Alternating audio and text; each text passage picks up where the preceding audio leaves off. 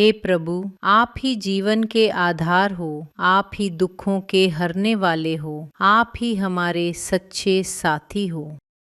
आज इंसान सब कुछ पा रहा है, पैसा, नाम, शोहरत, लेकिन फिर भी मन अशांत है। क्यों? क्योंकि हमने जीवन का असली उद्देश्य भूल गए हैं। जीवन का उद्देश्य सिर्फ कमाना नहीं है, सिर्फ खाना पीना नहीं है, सिर्फ दौड़ते रहना नहीं है। जीवन का असली उद्देश्य है ईश्वर को पाना, अपने आत्मा को पहचानना। जब तक हम खुद को सिर्फ शरीर समझते रहेंगे तब तक दुख खत्म नहीं होंगे, लेकिन जिस दिन हम समझ गए मैं शरीर नहीं, मैं आत्मा हूँ और परमात्मा मेरा पिता है, उस दिन जीवन बदल जाएगा। कभी सोचा है हमारे जीवन में दुख क्यों आते हैं? भगवान हमें सजा नहीं देते, भगवान हमें सिखाते हैं। दुख एक शिक्षक है। जब हम रास्ता भूल जाते हैं तो भगवान हमें झटका देकर जगाते हैं। जैसे माँ अपने बच्चे को गलत काम से रोकती है, वैसे ही भगवान हमें दुख देकर सही रास्ते पर लाते हैं। इसलिए दुख से घबराना नहीं, बल्कि पूछना चाहिए, हे प्रभु, आप मुझे क्या सिखाना चाहते हो?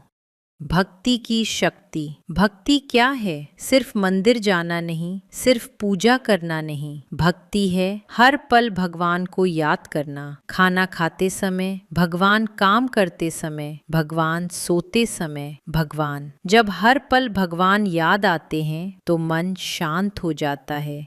एक सच्चा भक्त कभी अकेला नहीं होता, क्योंकि उसके साथ हर समय भगवान होते हैं।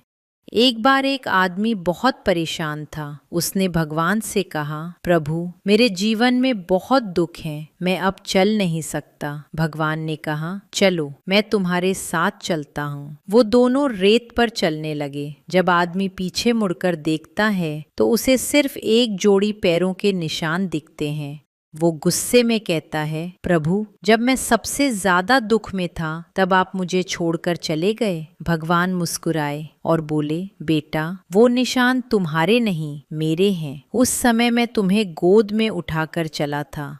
यही है भगवान का प्यार। हमारा सबसे बड़ा दुश्मन कौन है? अहंकार। मैं। यही मैं हमें भगवान से दूर करता है। जब हम कहते हैं मैंने किया, तब भगवान कहते हैं, ठीक है, फिर तुम ही संभालो। लेकिन जब हम कहते हैं, हे प्रभु, सब आप कर रहे हो, तब भगवान हमारे जीवन की जिम्मेदारी ले लेते हैं। जैसा सोचोगे वैसा बनोगे। अगर आप हर समय सोचते हो मेरे साथ बुरा होगा, तो सच में बुरा होगा। लेकिन अगर आप कहते हो भगवान मेरे साथ हैं, तो कोई भी मुश्किल आपको हरा नहीं सकती।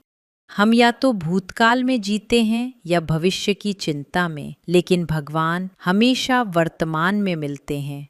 इसलिए जो हो गया उसे छोड़ दो, जो होगा उसकी चिंता छोड़ दो, जो अभी है उसे जीना सीखो।